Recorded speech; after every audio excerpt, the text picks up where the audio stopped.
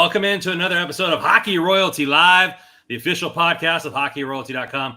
We're having our main man, Mark, back to talk about the draft here. He's from NHL Draft Pros, so get in the chat, like and subscribe, and let's hit that intro.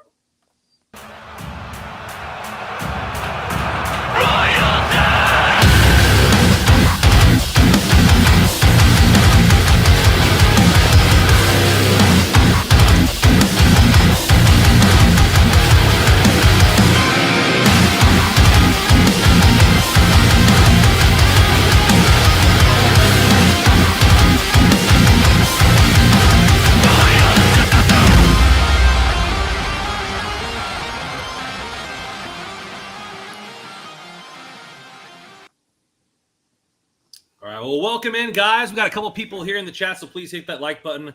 Now that you're in, Dave-O coming in here with the hello, Hockey Royalty family. Go Kings, go. CJ with the cheers. Love that intro. That intro is by Azera. Their album is out anywhere you can find some music, so go out and listen to that. Sai with a good evening, everyone. Hope this episode can distract me with whatever happened in free agency. Mark, we don't want to go there. We don't want to depress fans about the free agency for the LA Kings. We're going to be talking about the draft. So, well, welcome back on, man. How you been? Oh, great. Thanks for having me. As always, a pleasure. I know we're ready to start talking about the draft. I think a lot of people were excited, but the main event was the Sphere, right? I mean, we had Russell Morgan, our co-host, go there and look at it live. What was your impression of the Sphere and the production value of the draft? I mean, it seemed that the NHL did it first over any other major sport. Yeah, it was phenomenal, actually. I thought it was a really cool setup that they had. And actually, one of my buddies attended it, and he said it was even better live than it was how it looked on TV. And the one thing that I thought was really cool was all the trades. Anytime the trade went down, the foghorn went. I thought that was like fantastic. Yeah, I mean, it just gets you amped. And in the day one and then early day two, there were some big trades going down. You had Sergachev going from Tampa to Utah. Utah's wheeling and dealing now. Look what happens when you get some money in a franchise. What you're able to do as a GM, right? Yeah, exactly. You know what? You got to respect teams that they don't mind taking a little trade action and moving up and down the draft. Well, LA, they made a little move there, going from 21 to 26. I thought. I was kind of like, what's going on here? But I guess obviously they had some players that they thought were in the same tier, and they landed a pretty sweet one that we had talked about prior. Yeah, I'm going to let you toot your own horn when we get to that pick a little bit. Outside of the Kings, what did you think about the draft and how it kind of flowed? Maybe what was your biggest head scratchers? Where your best value?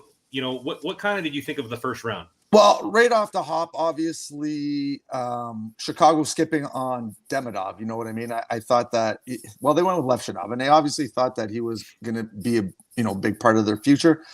So you got to respect the process, right? I mean, until the kids make it into the NHL and show their worth, and you don't really know what's going on. I mean, and obviously the scouts, the pro scouts, they do their due diligence, and they know what their players that they're kind of hoping for. And Demidov landing in Montreal was, a great pickup for them at the 5th overall position. I thought that was fantastic. And, there was a couple surprises and whatnot, but overall I thought, the draft went kind of like it was supposed to. So it was pretty nice to see, actually. Sai coming in here, Seneca's face when he got drafted was the best thing of the night. Yeah, fantastic. Like what the F? Like he didn't even understand it. And we talked about it a little bit amongst my co-hosts off air. But Anaheim's not afraid to go off book. They went off book with McTavish. They took Leo Carlsson over Fantilli. Yep. And now by most scouts reaching about 6 to 8 spots, 10 spots for Seneca.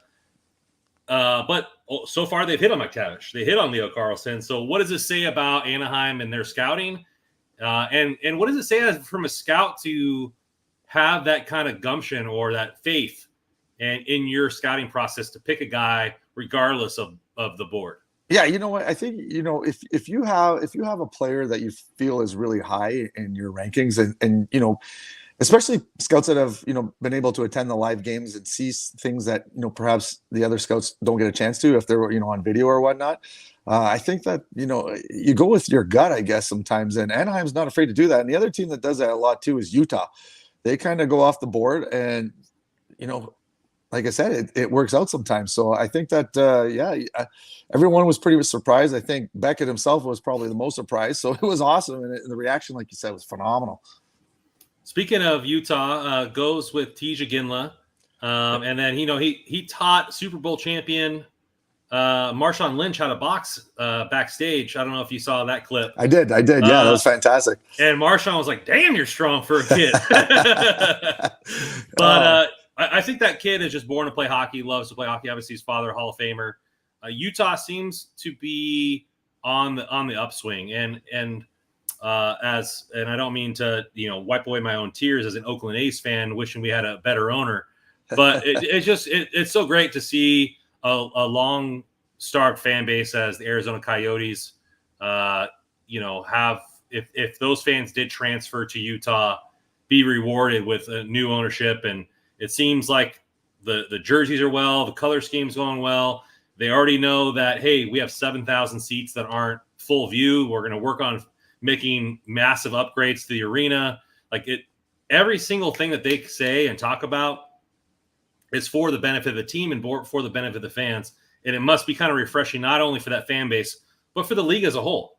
Well, absolutely. I mean, you got to love what they're doing. And like you said, and unfortunately, Arizona, the Arizona fans aren't going to be able to, witness it live, I guess you could say. But I mean, if they do carry over and follow Utah, there's going to be some good future, I guess you could say, with Utah, and especially the way they've been drafting. Like I said, they went off the board a few times, but it could pay out, and that's going to be exciting to see in the near future for sure. I think the next big reach, maybe as you would call it, we really like the player. He was number 3 or 4 on Hockey Royalty's overall draft board. Was Jet Luchenko going 13 to Philadelphia. Yeah, I really liked him. I really liked the way he interviewed. What do you think of his skill set? And then was it too rich at 13, or is it the same thing where you just kind of got to follow your scouting process? Yeah, I'm a Flyers fan, so I mean, I was kind of like, there's a few players on the board that I would have preferred, I guess you could say. However, why do you think I throw that question in there for you? You got to trust the process, right? And the Flyers, they go with that leadership, the grit, the the competitiveness, and some of that also offensive prowess. So I think Jet Luchenko contains all of that, and he is like a true Flyer mold type player. So I don't mind it at all. The Flyers got a nice young system, and you got Mishkov coming in this year, so it's going to be exciting to see for sure. I think a lot of fans or a lot of people in the chat are talking about, will Arizona fans follow them?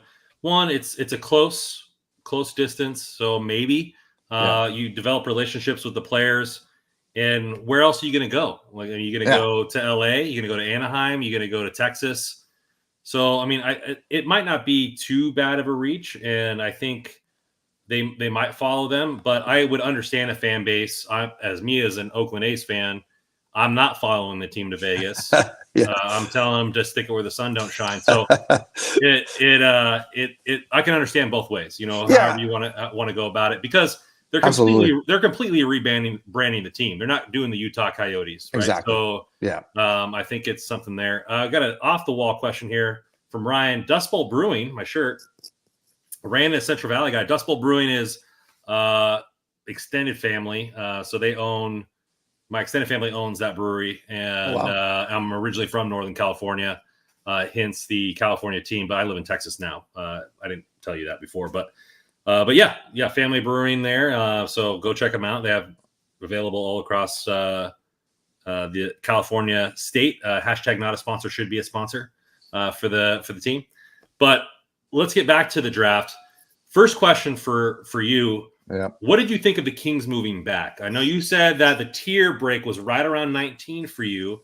So was the tier there for you to move back and get a similar type of player? Yeah, so I think that they probably had their tier, the next level tier, and they probably thought, well, you know what? 21 to 26, there's probably a few players that we could land in that tier. So, let's get a return for that. And you know what, to be honest with you, and like we've had this chat before, it worked out for them. And Greentree is a phenomenal pickup at 26.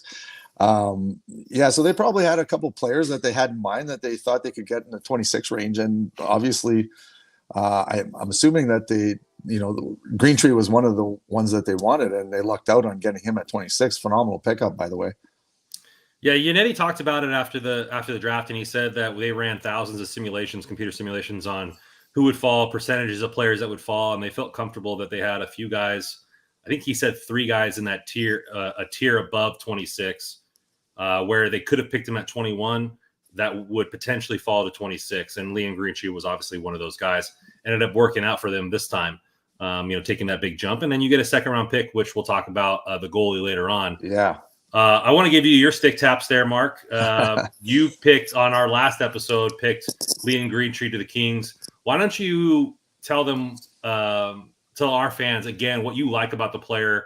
What do you see him do well now, and kind of the projection of him as he matures into the NHL level? Well, you know what? Like I said, the first thing that stands out with Liam Greentree is his hockey IQ. He is a really cerebral player. When he has the puck on his stick, you can tell that he is just a mathematician. He knows where his teammates are, where the opposition is. And, like I said, offensively on a weak team on the Wisner Spitfires, he had 90 points in 66 games. And the next player down had like 60-something points. And the player below that was 40-something points. So he carried pretty much that team on his back in terms of offense. And great stick handler. I mean, he can get out of tight spots, no problem. He's not afraid to drive the middle lane, like going at the net. He's not a peripheral player. He can score from the periphery, though. He's got a great shot. I just like everything. And, he's in my hometown, so I get to see him a lot. I've seen him for the last 2 years, watched him the last 2 years grow and develop. The one knock on Liam Greentree is his skating, but his mechanics are good. He's just got to get a little bit more power, a little more acceleration, but I think that once he works that out, and he's been, compared to Jason Robertson. So, Robertson put up over 100 points a couple of years ago. So, that's not a bad comparison. And you can't teach hockey IQ, you can't teach stick handling. And Liam Greentree has those in spades. There's thousands of skating coaches out there. Absolutely, yeah. So, and go to hockeyroyalty.com. Russell did an interesting piece on Quentin Byfield visiting the skating coach for the Tampa Bay Lightning last year. So go ahead and check out that story. I want to bring it back to Liam, and big dude, likes to bring it to the dirty areas. Not necessarily a crease type player, but has a size for it. Wicked shot.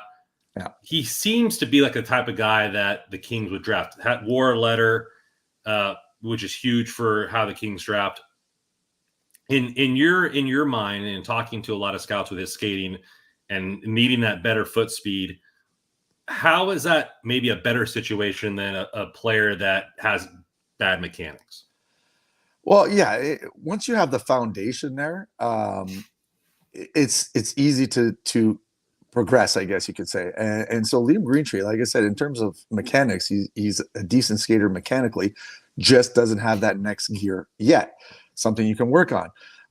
But and it was exposed when they played at the U18s. The U18s is, I think, something that kind of dropped him in the rankings, which actually worked out for LA, because he got exposed. His skating wasn't up to par to all the fast players, especially against the fast teams like USA and we'll say Sweden and stuff like that. But he just has to get to that next level. But if he does, watch out, because the hockey IQ is there, and you can't teach that.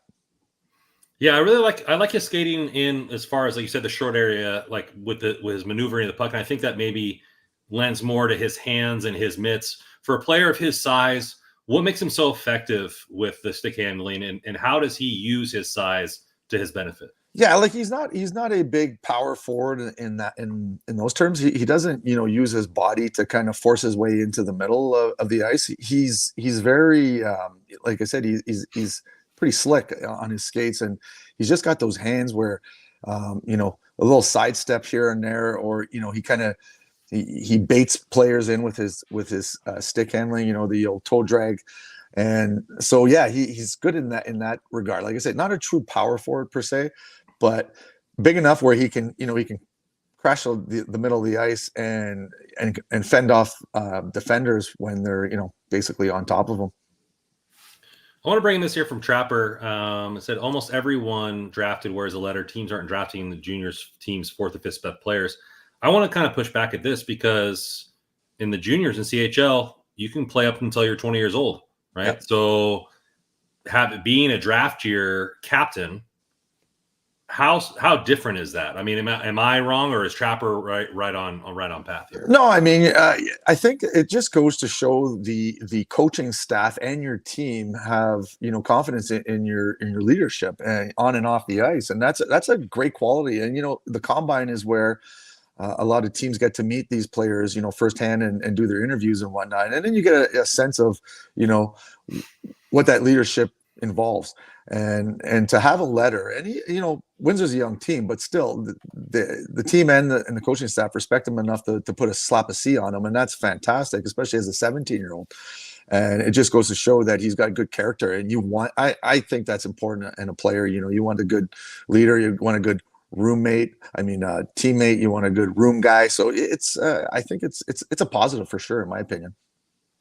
Trapper9 said, I said almost. I know you said almost, but I got to give you a little bit of grief here, my man. You're a long-term listener. Thank you for listening.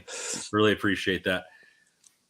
I really like watching his tape. I really like where he found a way to bring the puck to the middle. Yeah. And you said he doesn't really necessarily charge the net, but he finds a way, for lack of a better term, to get to that home plate area. Yeah. Where the high danger chances happen.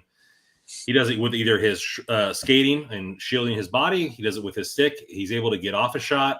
Why is that so effective in where he's at now? And how can that be amplified if his skating gets to that next level? Yeah, I mean, once, and again, he's got to also get, a little bit stronger. He's got to get that, man strength, I guess you could say.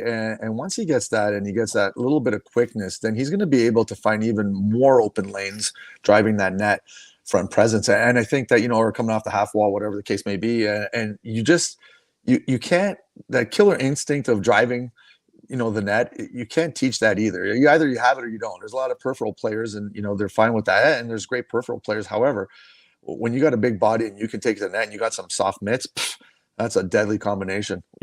Once you had that speed in there, good luck. There we go. Hopefully we can get our own little Jason Robinson. So let's take it back to the trade back. Yep. Obviously there were some players taken between 21 or at 21 and back. Yeah. One was our co-host's favorite, Solberg. Do you think that the talent level from 21 or 22 dropped far enough at Liam Greentree, or do you think the fact that Liam Greentree fell and we got a steal and it's the same caliber player? Yeah, I mean, you look at so Michael Hage went 21 to Montreal, which is a great pickup. He's very talented. And then I think it went like Surin and then Solberg and then Letourneau. Who am I missing? I think Baudouin or something like that. I can't remember. Anyways, so you look at that grouping. Solberg we talked about. I thought that he would have been a nice pickup at 21, and I think he went 23rd or something like that. So it was right in that realm. And maybe LA was hoping that Solberg would fall to that 26 range. Unfortunately, he didn't. But you got Greentree, in my opinion, was top 20 pick. So yeah, I think it's one of those things where you never know where the draft's going to go. The draft is so unpredictable. Like I said, back at Seneca, going third overall just kind of threw everyone. Wow, where did that just happen? You know what I mean? You have was it Zeev Bouillon went 13? Yeah. Z was he kept on dropping. I'm like, wow, I can't believe Zeev Williams dropping this much. That's another nice later pick, I guess. So I think that Greentree's similar talent level, but it allowed us to net a different player, which which is Carter George, the netminder there. Yes. In the second round, and Yannetti said they were targeting him. He was one of their targets if they were able to move back in the second round that they had starred, and he did fall. By all accounts, he was the number 1 or number 2 goalie on most people's list. What did you think of Carter George? I know you watched a lot of the CHL. What do you think of him in the net? I know he's a little bit smaller goalie. For all Kings fans, his idol was Jonathan Quick. So there you have it. But yeah, what do you think of him in the net, his composure, and maybe how his game would translate as he goes through his progression? yeah. You know what? So Carter George, great pickup as well. And his smaller goalie, 6'1", right? Goalies are 6'3" plus nowadays are considered normal for NHL, but 6'1", 6'1", 200. Yeah. So, but he's got good hockey IQ in terms of goaltending. He knows where to be, knows how to read plays. He can, anticipate plays happening. So, he might, go out and attack, or he might drop back because he sees something in his periphery. And so, and playing in London, close to home here, I get to see him a lot.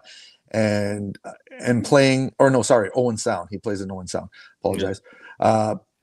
It was Woolley that plays in London, but Owen Sound's a bad team, and it wasn't unusual for Carter George to get 40 plus shots a night. But where you saw him kind of shine is on the big stage, the U18s for Team Canada. And granted, Canada won the gold. They probably shouldn't have, playing against the US team who was stacked. And Carter George kind of helped them attain that gold. And if it wasn't for Carter George, that game could have been out of reach even before the 5-minute penalty to Trevor Connolly. So you know what? It's because of Carter George that Canada basically were still in the game by the time that 5-minute penalty came around. So yeah, he's very smart in the net. Let's just put it that way. So for not being considered tall as a goaltender, he knows how to cover the net properly, and that is something that you really like to see in a goaltender, especially a young goaltender. You know what also you'd like to see? Winning some money on DraftKings. We'll get to our sponsor here at DraftKings. So DraftKings is the official sponsor of the Stanley Cup and the NHL. As action is finished up, the official sports betting partner of the NHL is still hot as it is on the ice. With live betting as for other sports as well as futures for the NHL, you can get on all the action here at DraftKings. So if you want to look at your Pacific Division winner, the Kings are plus 500, which is fourth odds to win the division. So go place your odds at DraftKings. You're looking at if you're new to the member, you got to check it out. New customers can bet $5 and get $150 in bonus bets. Download the app now. Use sportsbook code THPN. That's code THPN for new customers to get $150 in bonus bets. When you just bet $5 only on DraftKings, the crown is yours. Gambling problem? Call 1-800-GAMBLER. Or in West Virginia, use www.1800gambler.net. Or in New York, 1-8778-HOPENY. Or text HOPENY 467369. In Connecticut, help is available for people with gambling problems. Call 888-789-7777 or visit ccpg.org. Please play responsibly on behalf of Boot Hill Casino and Resort in Kansas. 21 age varies by jurisdiction. Void in Ontario. Bonus bets expire 168 hours after issuance. Use DKNG COAST/ICE for eligibility on deposits, restrictions, terms, and responsible gambling resources. All rights reserved for copyright of the NHL 2024. Well, they bet on George being there, just like DraftKings wants your bet now. The Kings are excited, and according to a lot of fans here, George looked pretty good today in dev camp, holding it down with a lot of the other players there. Nice. So, like you said, his team was bad. If we'll throw some stats out here, 56 games played, 330 save percentage, 23, 21, and 6. So overall, the team wasn't great, but when you get good players around him for the U18 World Junior Championships, 6-0, 233 goal save against, and 915 save percentage. So shine when the lights was brightest. What do you see of his game? How does he react? Does he have good rebound control? Where are his strong suits as a goalie? Yeah, like I said, positioning is probably his number one thing. Just knows where to be. The rebound control is really good too. He, he's like I said, he's just a really good mechanically fit goaltender. I like everything about his game. I thought that he played, like I said, that you kind of saw it in that championship game against the U.S. They had some pretty good opportunities to score on Canada, and he held them in there, and that's what you want from a goalie. Now, the LA Kings, they got Portillo and what's his name? Sluszkinski or whatever his name Hampton Shoflinski. Yeah. Yeah. So, the goaltending pipeline's not bad actually in LA. So that's nice to see.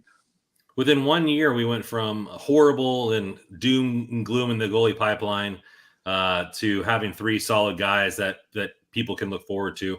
Obviously, our motto here on Hockey Royalties #goalies, anything can happen, because those are some weird dudes. But Yeah. hopefully, when they come through the pipeline, they're able to make some noise. I think it was what is your overall view upon drafting goalies? Like, do you feel like teams should take a bunch of dart throws? Do you think they should take stabs at higher ranked goalies every once in a while? Like, how do you kind of view the makeup of the goalie market when it comes to the draft? Yeah, you know what? I'm to be honest with you, I'm kind of that's my weak point in terms of scouting. I'm not really too averse at knowing exactly what to look for in goaltending. For the most part, I mean, you watch and you see when they make good saves and the positioning and things of that nature. But in terms of like mechanics and stuff like that, I'm not really familiar with that, to be honest with you. But the goaltending, they kind of once a goaltender goes off the board, then you always typically see in the draft, a few go right in that area, and then it dies down a little bit, and then another, kind of bunch of goaltenders. But you look at history, and sometimes taking goalies way too early can kind of backfire. DiPietro was probably the best example, but yeah, it's tough. I'm telling you, goaltending is probably a tough position to kind of gauge, I guess you could say, in terms of where they rank in the the real draft. Yeah, I think it's tough because even first round goalies or second round goalies take 4 or 5 years. You're looking at Askarov was a top 15 pick, and now they might re-sign the incumbent there. Obviously, he's multiple time All-Star and everything like that in UC Saros, Yeah. but then you're like, okay, well, he's ready to go. Like, do we ship him off or whatever? And he's already been playing in the pros a couple seasons. Yeah. So it's just really tough, I think, it is to feel and see how they develop and when they can become an asset. Are they ever going to become an asset? And then as a goalie in your head, you're like, okay, my steps are a lot less, right? Yeah. Like a second round pick could play 2 years in college and then be in the NHL. Yeah. So I think it's just a lot tougher when it comes to a player that's in between the pipes. Oh, I agree. Like I said, I find them, one of the hardest things to evaluate. Like I said, I'm not. I typically I stay clear of goalies for the most part. I just watch them, and if they look good, they look good, and if they don't, they don't. I mean, that's just a tough thing. You can kind of tell, positioning and stuff like that, and obviously if they eat up rebounds and whatnot. But in terms of projection, that's a tough one to determine. Well, let's get the Kings traded away a pick to get to make a future trade there, but then they also drafted 2 people in the later rounds, Mr. Jared Woolley and James Reeder. You said you got a lot of I misspelled his name pretty badly there. You watched a lot of Jared this year. Why don't you talk about him as a player and kind of what he brings to the table? Yeah, so he's a big D. He's like 6'4", and he's one of those like shutdown D. And you like to see that. And he's a young player. He started off in junior B and up here in Ontario, and then got the call up to London, and he played in all their playoff games. So he obviously played a role on that team making it through the playoffs. And so he's going to take a little time to develop. I think he's a little bit awkward still, but I think for the most part he's got that good defensive mind, I guess you could say. Now, James Reeder, I don't know much about him. I know he played in the USHL. I didn't get to see him a lot, so I couldn't tell you too much about James Reeder. But Jared Woolley, one of those, depth players, I guess you could say, for sure. So what a part of his game would eventually lead him to be in the NHL? Is it size? Is it defensive positioning? Usually in the later round guys, they do one thing really well, and that's going to carry them into potentially being an NHLer. Hashtag Matt Roy, 7th round pick, longtime King. Yeah. So, I mean, so for Woolley, it's his size and his defensive play. Like he knows his role on the ice. He's not going to be, joining a rush or, making, fancy moves out of the D zone, but that's what you want, right? You need depth, and the Kings have some nice young talent on the back end there with number 1 Brant Clark. What a stud! So yeah, you know what? I think that he'll just be it's funny because like all these kids played in the OHL, so it's nice to be able to see them when they were developing. Yeah, I think Woolley would be nice, and you need those third pair defensemen. You need those guys that are big and everything like that. When we thought that it would be that way with Matt Roy, and then he blossomed with some offensive ability. And look at him; he's getting, I think, what, $5.5 million. Yeah, it's not bad. So decent contract for a 7th round pick. You know, it's going to take some time for that type of player. What was he asked to do for London this year? And from the coaching standpoint, like, what kind of guy do you believe he is in the locker room? Yeah, I think, like I said, I think he's just one of those depth players. He knows his role. Like, especially in London's always stacked, right? They always put together a great junior team, and so you go in and you try to kind of fit in. And Woolley, I think, did a great job. He came in once he got the call up, at the end of the season there, and played all 16 games in the playoffs for London Knights. So and played that depth role and bottom pairing on the point. And you need those guys and do your just do your job well to your best, to your capacity, and he did it. It just seems like he's one of those players when you don't hear his name being called, he's doing his job correctly. Absolutely, yeah, exactly. Like a Jacob Rivara for all you Kings fans out there. Well, James Reeder, if you guys, we're going to be talking about him tomorrow on Hockey Royalty as well. But he is a little small in stature winger with a lot of great skill in the USHL. I think he was a point per game player. And if you drop the point per game player in the USHL in the 7th round, he's got to have some skill. Just undersized. Well, I'd like to see what we see from him going forward. Before I get you to maybe give us a grade or the overall draft stock, I'm going to have to see what you think about Smooth Sack Summer from Manscaped. Because, ladies and gentlemen, it's my pleasure to announce Smooth Sack Summer is officially upon us. When you're playing in the summer sun, make sure you get groomed from the pubes to the bum. Thank all your friends at Manscaped, because you can make this season your smoothest yet. Performance Package 5.0 Ultra is the ultimate bundle to keep your boys downstairs cool and looking hot. Join 10 million men worldwide who trust Manscaped with our exclusive offer. Get 20% off plus free shipping when you go to manscaped.com. Use code THPN. Summertime, and the trimming is easy. All right. Well, I don't know how you feel about Smooth Sack Summer, but I want to know how you feel about this draft class. Based on how they were drafting, were the positions that maybe players on the board, kind of the composition, and then, what about our prospect pool, how do you feel like the Kings did this draft? I thought they did really well, actually. You know what? With the 2 first picks that you had, I thought great return. I'm a big fan of Liam Greentree, and I hope that he develops into a great player, because I've been a fan of his for a couple of years now, and I think that LA picked a gem at number 26. And then, like I said, Carter George too. What a pickup at 57, right? I think it was 57 you guys picked him up at. Yeah. And another gem that could be potentially turn out to be, a great tandem, I guess you could say, in the future with in your net. So I mean, grade wise, given the circumstances and where you were drafting, I'd say B minus. It's fair assessment, I'd say. It was, and then plus Woolley and Reeder at the end there. You can't go wrong. You had 4 picks of first, a second, and 2 late ones. So I mean, can't go wrong with that. It's a pretty nice pickup. I like it. I think the team did well. I think it adds some players that maybe we don't have in the prospect pool. I know they have 2 goalies there in Portillo and Hampton. So you add another one there, and I'm a big fan of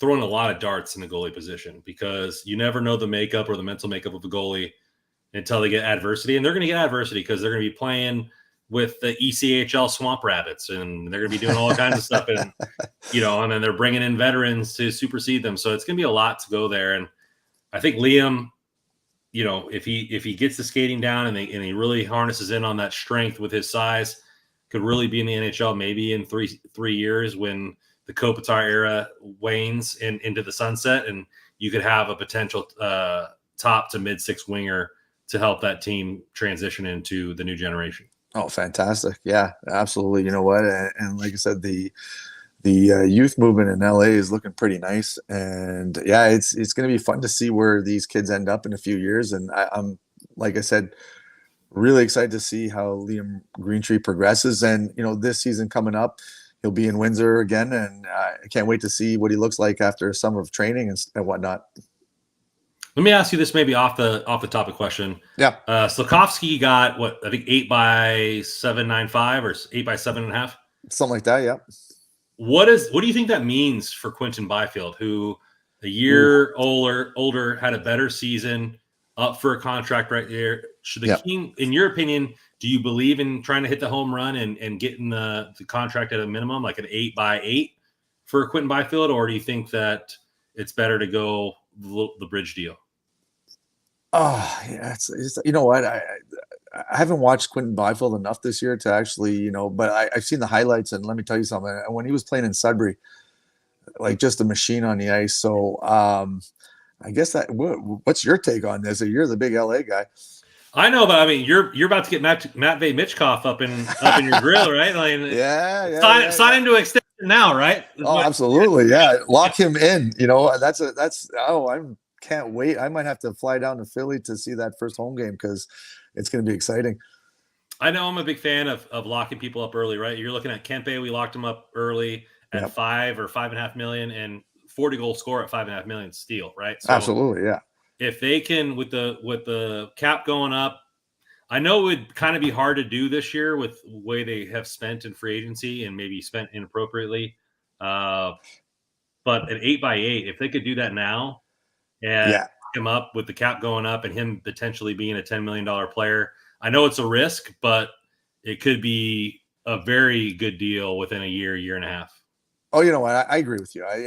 If I had to choose, I would definitely lock him in long term because you saw that he has that potential to be a star in the league, and so in 2, 3, 4 years from now, when he's going to be putting up some monster numbers, you're not going to want to have to deal with any kind of contract dispute. So yeah, lock him in long term. I agree with that for sure.